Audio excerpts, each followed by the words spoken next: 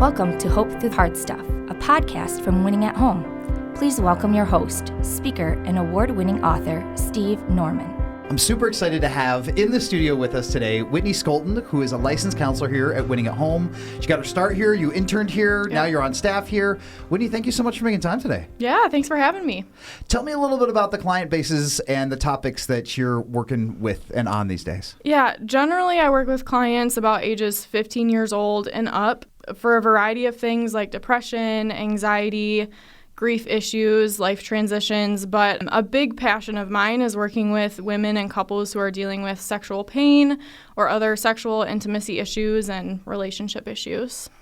And how did you get into that particular wheelhouse? Like, what triggered that specific pathway? Because it is very specific and a little pretty vulnerable. Yeah, I don't think I ever would have just picked it on my own. I think it's a combination of one, that's just what God decided to put on my heart. And looking back, I can kind of see how he gradually increased my awareness of that. I would say a big reason for it is just my own personal struggles and experiences with sexual pain. And I think that's really grown my awareness and empathy for people that are going through similar situations. So that's where a lot of my passions come from. And do individuals or couples come to you specifically for that issue, or do they come to talk about something else and then it kind of shifts or transitions down that road? Good question. Both, honestly. Okay. I've had clients that come in and kind of the primary presenting issue is the sexual pain. I've had other clients come in where the sexual pain is mentioned, but it's more of the relational aspect that seems to be the focus of treatment. Or the main concern for them. So marital issues, relationship issues, and the sexual pain is also a part of that. Now, Whitney, before we turn the mics on, you were talking about some themes or some foundational issues that you think are contributing to clients' discomfort. Talk about that for a little bit.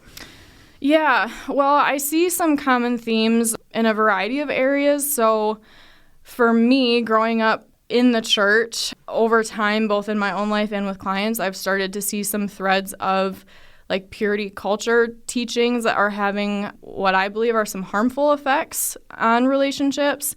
And you just did a podcast recently with Angie about purity culture myths, which was super helpful. So I've kind of seen some main messages come up that maybe aren't the presenting things, but inevitably come up in my conversations with individuals and couples. I think two main ones that I often see is, one, this message of like obligation sex. And you talked about this with Angie, but for those that don't know, basically what I mean by obligation sex is what I think a lot of women especially have internalized is they've been told that within marriage, especially, sex is a primary need for the husband. And so as a wife, it's kind of your responsibility to fulfill that need for your husband, even sometimes going as far as like you should be having sex so many times a week or every so many days to make sure that your husband's needs are met.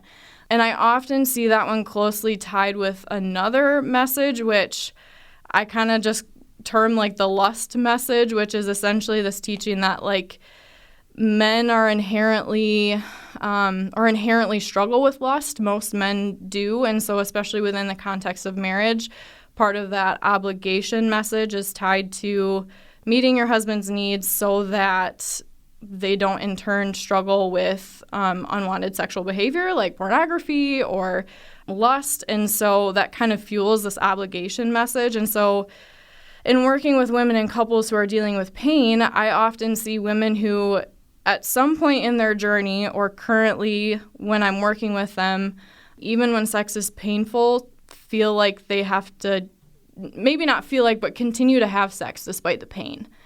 And that's one thing I've gotten curious about, like why are women continuing to have sex even when it hurts and it's not enjoyable? And I think throughout that process, I'm seeing those themes kind of pop up. And I do think sometimes women are just told and they learn to believe that pain is to be expected for women. I know like a common thing that I heard before getting married too was like, sex is probably going to be painful at first and just to expect that. And so I do wonder sometimes if women continue just to have sex because they expect it to be painful or are told that it's painful, even when they go to, especially when they go to a doctor and everything kind of turns out to look okay and there's no big concern. And so they maybe think, well, maybe is this just a part of it? And then don't know what to do about it. So at a flyover, those are some of the things that I'm seeing. There's a lot going on there. So when you have a client presenting with those issues, where do you start? Yeah, so I guess my approach is almost kind of looking at it like a mind map. And my approach to counseling is always we're holistic humans. God made us that way. So often when it comes to sexual pain, not always, but most of the time there's more than just one simple cause or explanation for the pain. It's complex. So we dive into different areas. So typically I'll start with more of looking at the physical realm, so doing like a medical history, a sexual history. Is the client dealing with any other medical conditions or chronic pain? Things like medications or birth control can affect things as well. So kind of looking at physical causes, but also I think when we look at the physicals, we end up doing some education too, just on how God created our bodies for our sexual responses and our sexuality, how God made our bodies. So we look at that avenue because I also think, especially maybe in the Christian culture, there wasn't a lot of good sex education, just like plain old sex education and how men's bodies were created, how women's bodies were created, how sex is supposed to go. So we'll look at that. We'll look at the relationship aspect because often if there is conflict or hurt or disconnect in the relationship, then that's probably going to be contributing to the sexual relationship as well and could also be contributing to the sexual pain. So we'll spend some time there. And then also looking at, again, coming back to some of the teaching part of it, what has someone been taught about sex? How do they view sex, especially in marriage? Going back to some of those purity culture messages, what have they been taught? And how are those beliefs and perspectives affecting how they experience sex and the relationship and also how they view the purpose of sex? So those are kind of some different areas and there's more than that too, but just at a basic level, those are some of the main areas that we'll dive into. Again, you're covering a lot of different bases, and I'm so grateful for your integrated and holistic approach. Whitney, what do you say to men? Like, what do you say to maybe husbands aren't in the room when you're having these conversations? What do you think guys need to know and want to know but don't know that they don't know? That's a really good question. I think it's going to vary for every single couple, and even now, I've been talking about purity culture as it affects women, and I do think it's affected women a lot, but it also affects men. And so I think sometimes it's going to differ if I'm working with just an individual woman versus the couple together. But, I think it's helpful to talk about not only how a woman has been taught about sex, but how her spouse has been taught about sex, how he views sex. Right. And I think sometimes couples also don't know how to have conversations about it too, especially when it comes to sexual pain. And if you have a spouse who is at all caring and loving, they don't want you to be in pain either. So what I've seen often is like husbands are often just as confused and don't know what to do about it either, and they don't want to cause their wife pain. They want to help, but they don't know how to approach that. So having conversations about, what does the wife feel like she needs in that moment, talking to both of them about how they view sex, just getting curious about that, even some of their own hurts and experiences and how this is affecting both of them in their relationship. So good.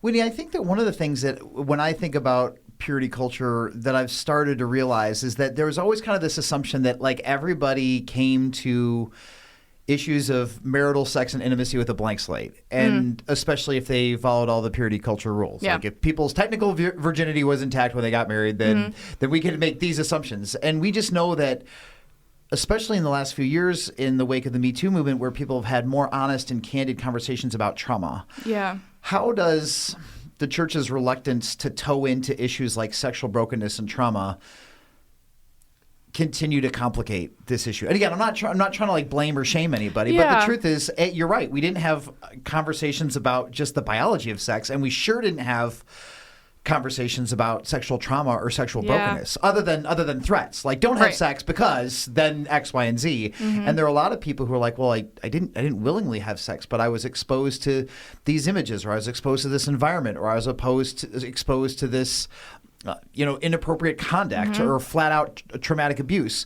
Nobody told us that those were variables that were in the equation, partly because the culture just wasn't talking about those things 20 years ago in the ways that they are now. Right.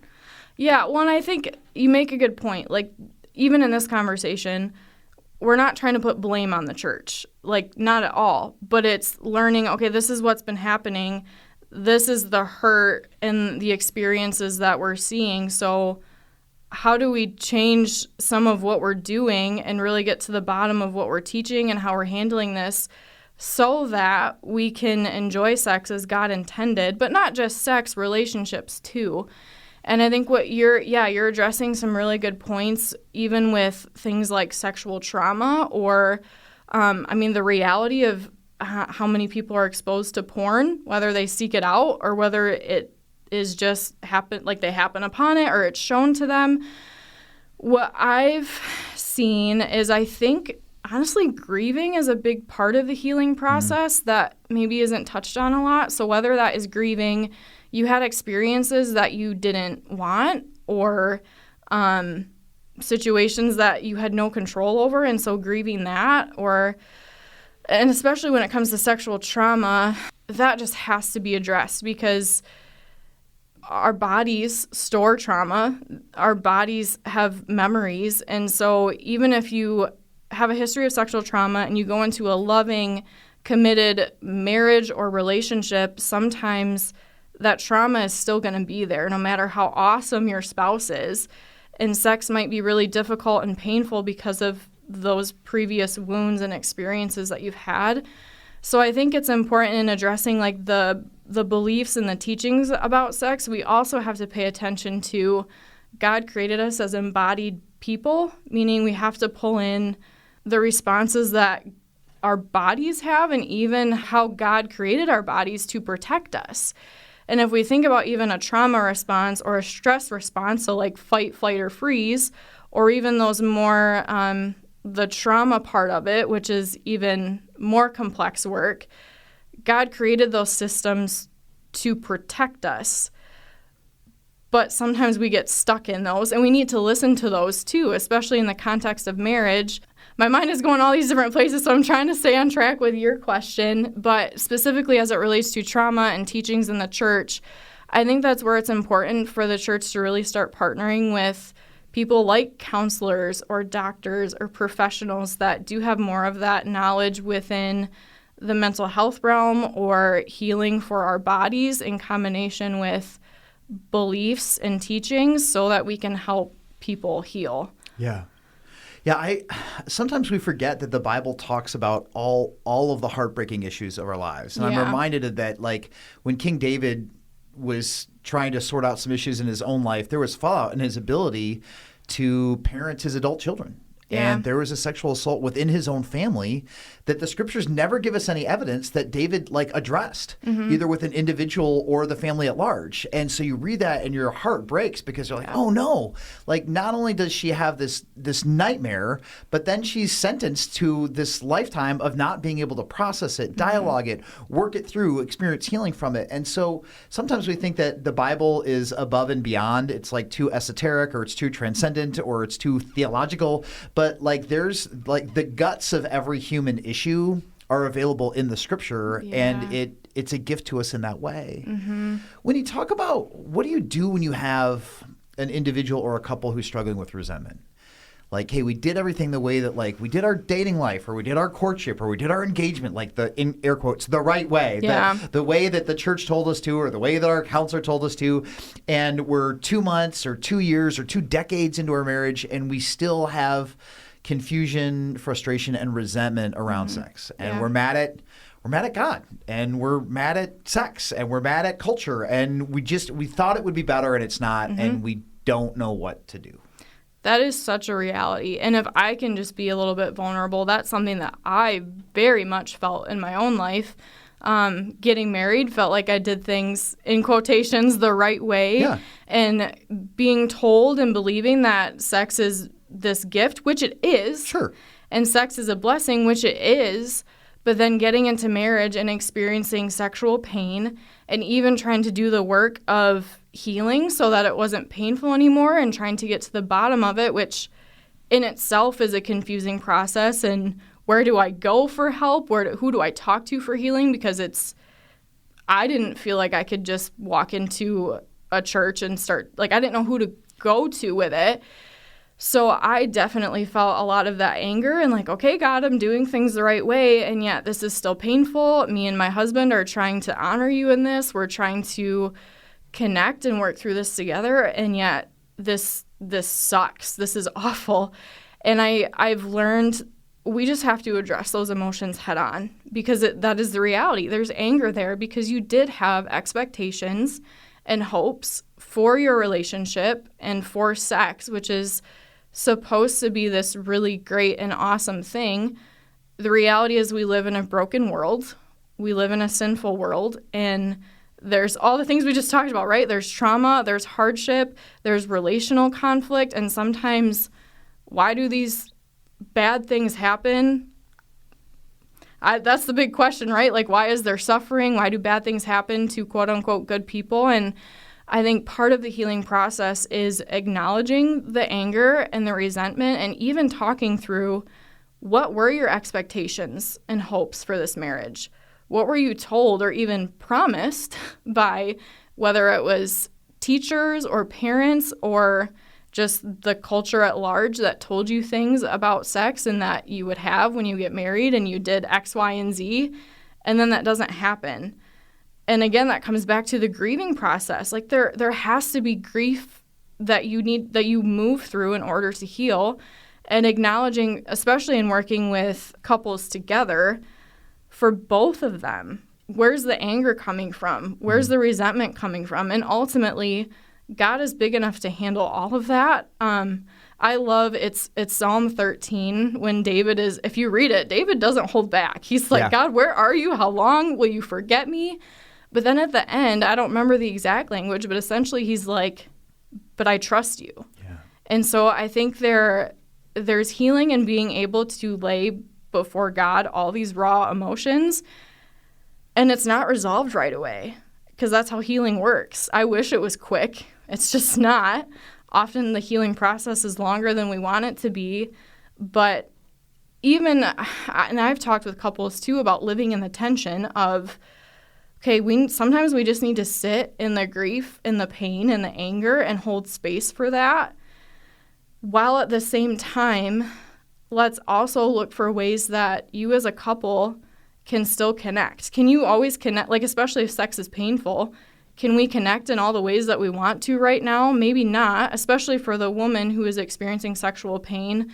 Just continuing to have sex even when it's painful is often going to make the healing process even harder. Right. And that's a whole nother conversation that we could get into. But again, holding tension for that place of let's grieve the things that we were expecting and just didn't happen and the places that we're hurting, while also how can you still connect and love each other as a couple? And ultimately, sex is very vulnerable, but also how vulnerable is it to just be honest with your spouse about what you're feeling and the hurts you're experiencing and to sit in that together? That's really vulnerable, but that's also where a lot of intimacy can be created as well. Those are some of the things that we get into. Yeah. Wow, it sounds super helpful and very empowering. What do you say to couples who are saying, okay, we realize that our expectations might not have been calibrated towards reality? Not to say that purity culture sold us a bill of goods, but many people were promised this sexual intimacy prosperity that never fully materialized the way that they expected it would. But at the same time, you're saying you don't have to settle for pain, discomfort, resentment. How do you help couples push towards something more valuable and beautiful than what they've settled for, and at the same time not buy into the hype that everything's always going to be fireworks. Yeah. Well, I think one way we do that is we almost take a step back, too, and start looking at, one, what is the purpose of sex in marriage? Because, again, going back to some of those purity culture messages, the primary sex is meant to be, and this is, we could get into a whole theological conversation, right? But very simply, sex is supposed to be mutual, it's supposed to be pleasurable, and it's supposed to be intimate for both spouses. So let's also take a step back. Let's look at the purpose of sex, but also what's the definition of sex? Because sometimes I think couples have this idea that there's maybe like sexual intercourse is like the gold standard. And so if that can't happen because it's painful, then it's kind of like this all or nothing thing. Right. And there's so much disappointment when that doesn't happen.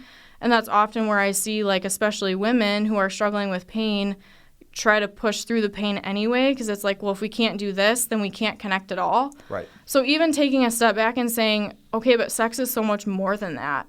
And yes, that's a great thing, and let's do the work of healing so that that can be possible again and that can be enjoyable and intimate for both of you without causing pain. Right. But while we're working towards that healing process of resolving the pain, how can we expand our definition of sexual intimacy so you can find other ways to connect and build your relationship, holding space for that pain and healing, but also still connecting and, like you said, working towards a more healthy or thriving and rich sex life than we had before.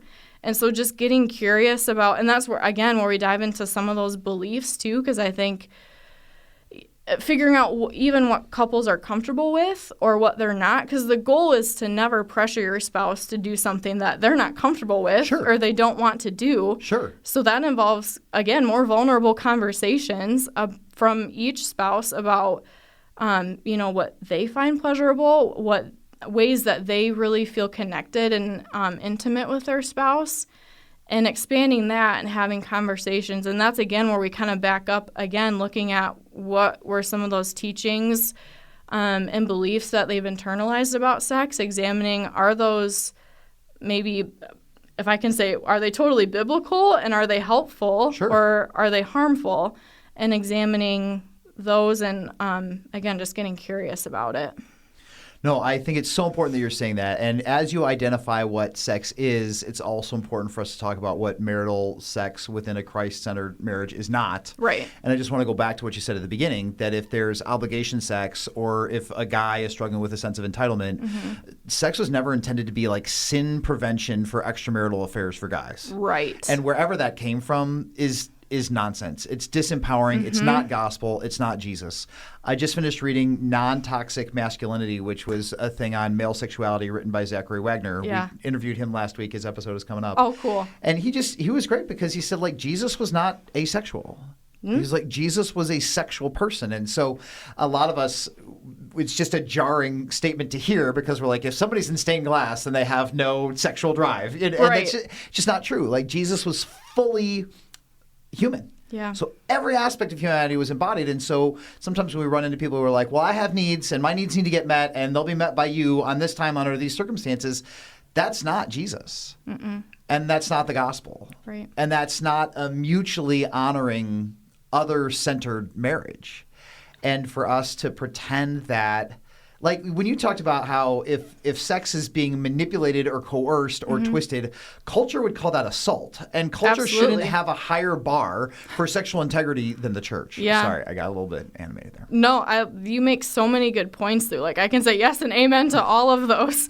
But we need to be talking about that because I think some people don't even, I, for a long time, until maybe 1 or 2 years into my marriage, didn't even realize some of those beliefs that I was holding on to. Right.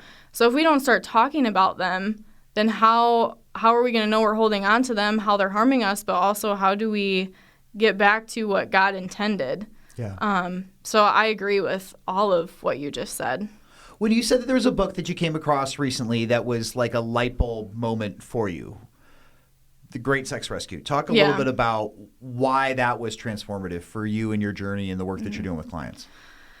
It was really transformative for me because, again, it helped me realize those beliefs that I had internalized that I didn't even really realize I was internalizing, but not only that, how they were harming me.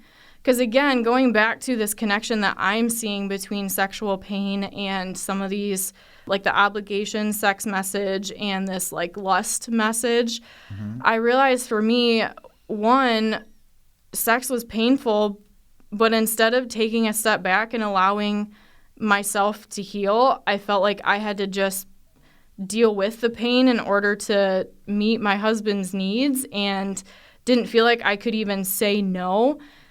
And when I read that book, I was like, oh, yeah, I guess I didn't realize I was holding on to this obligation message. But what was so interesting is as I was reading through the book, I would often share with my husband what I was reading about and these teachings. And I don't know how many times I would talk about, like, each chapter she kind of dives into a different, like, purity culture teaching. And I would talk to him about it, and he would look at, and often his response was, where did you learn this? Like, no, that's not, and he was like, that's not what I want. That's not true. And so to have him kind of affirm, like, wait, what?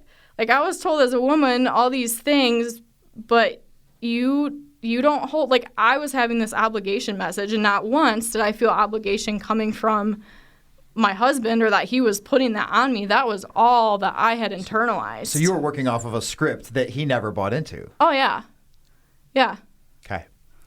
I think one of the things that was so helpful for me in that book is that, to your point, most of the messages on sex, intimacy, marriage, sexuality in the church were coming from men. And I'm not going to get into a whole other theological conversation about who should get the pulpit under when and what circumstances. But this is why I'm so grateful for Sarah Young, Angie Cernelia, and you. Men have been dominating the conversation for so long.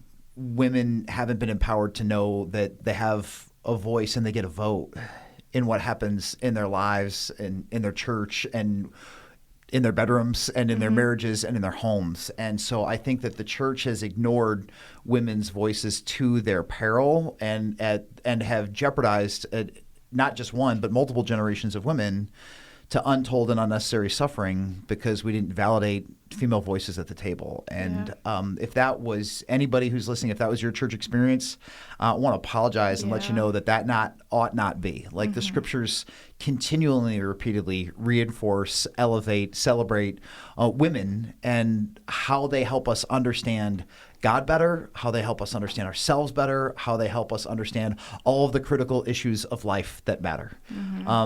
They don't just get kind of relegated to the corner and only get to talk about X, Y, and Z topics. They have something to say about everything. So I'm so grateful for your time here and your insight. Whitney, any closing thoughts or encouragement to couples who may be hearing what you're saying, they haven't had the courage to pick up a book or to start a conversation or reach out to a therapist yet? What next steps would you recommend for them? Well, first, I would just encourage anyone who is in that place or even resonating with anything that we said today or you yourself are experiencing, whether it's physical sexual pain or even just emotional or relational sexual pain, because when I say sexual pain, that goes far beyond just physical pain. I just want to encourage you and say that you're not alone.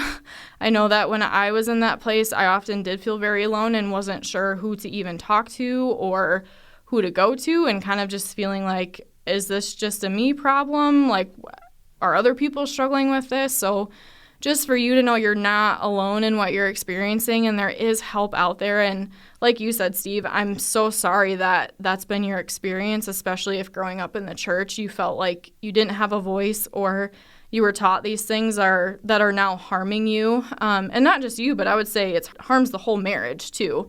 It's women are harmed in it, but so are men. I would just encourage you,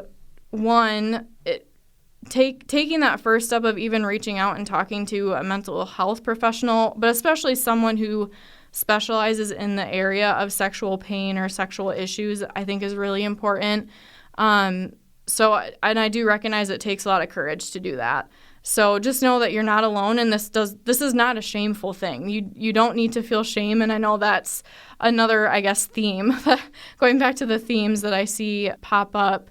But just know it does take courage to take that first step. So whether it is reaching out to a counselor, whether it is picking up a book like The Great Sex Rescue, just know you're not alone in that. That takes a lot of courage, but that just taking one step like that is really important in your healing journey. So, Whitney, thank you so much for the important work that you're doing with your clients and for sharing your thoughts and your wisdom and your insight with us today. It's been great to have you. Yeah, thanks for having me. You've been listening to Hope Through Hard Stuff. Thanks so much for joining us. We'll catch you next time. Thanks for listening to Hope Through the Hard Stuff. If you liked what you heard, please remember to subscribe to it, rate and review it, and then share it with others. Winning at Home offers hope through counseling and coaching, motivational speaking, community events, and other media resources. If you believe in what we do and want to support us in our mission, consider making a donation at winningathome.com.